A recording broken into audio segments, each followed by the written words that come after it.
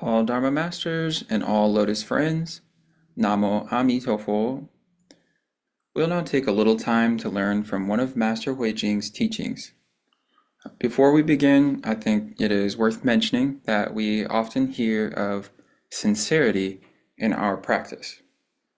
Sincerely recite and aspire to rebirth in the Pure Land.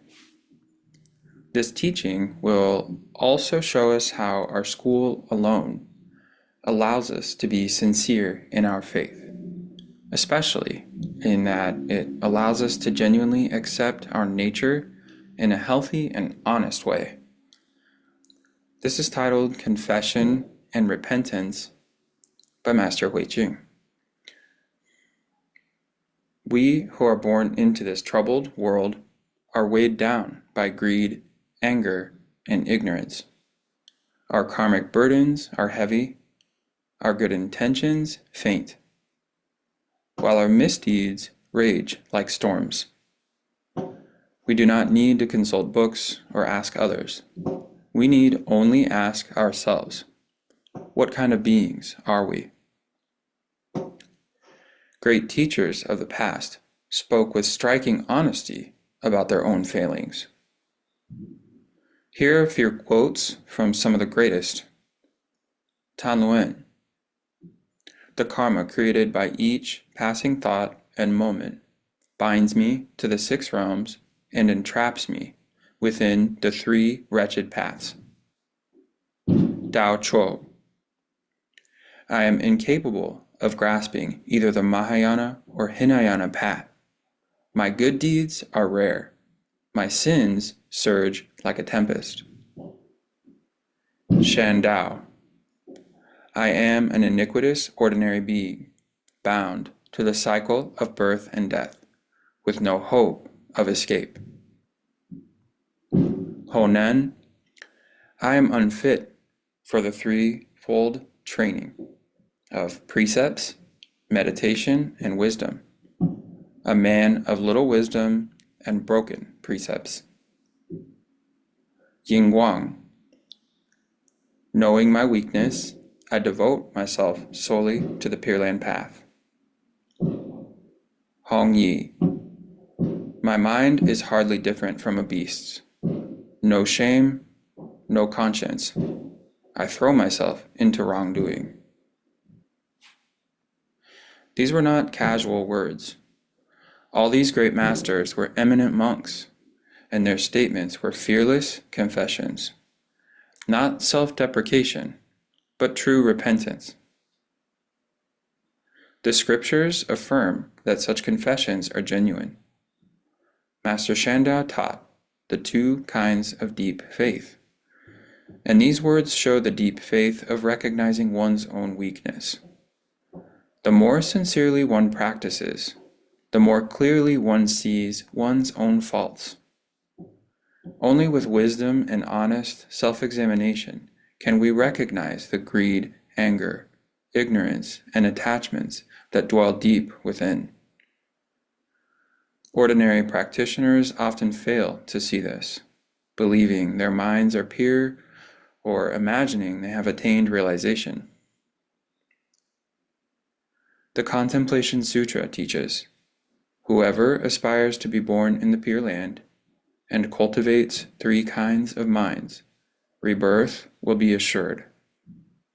The 3 minds are the sincere mind, deep mind, and mind that seeks rebirth there by transferring one's merit.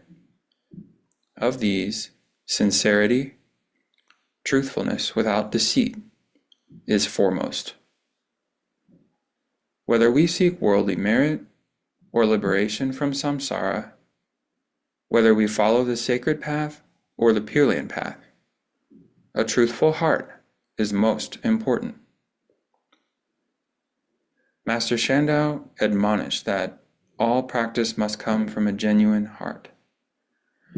Acting all virtuous and devoted on the outside, yet harboring deceit and falseness inside, is hypocrisy. Actions born of greed and dishonesty are toxic virtues, not true practice. Practice is genuine when thought, word, and deed are one, not a false heart behind smooth words. The sacred path, with its rigorous disciplines and demands for countless virtuous deeds, is too difficult for ordinary beings. We lack the virtue and true mind to benefit ourselves or others. Only the Buddhas, especially Amitabha, who vowed never to attain enlightenment unless all beings could be reborn in his land, can truly save us. Therefore, we must confess honestly, we are sinful beings, powerless to escape samsara. With deep faith, we entrust ourselves to Amitabha's deliverance, recite his name, and dedicate the merit of recitation towards rebirth in his land. This path of confession and reliance on the power of the Buddha reflects the three minds the Contemplation Sutra teaches. This sacred path demands pure action of body, speech, and mind, yet ordinary beings cannot achieve this.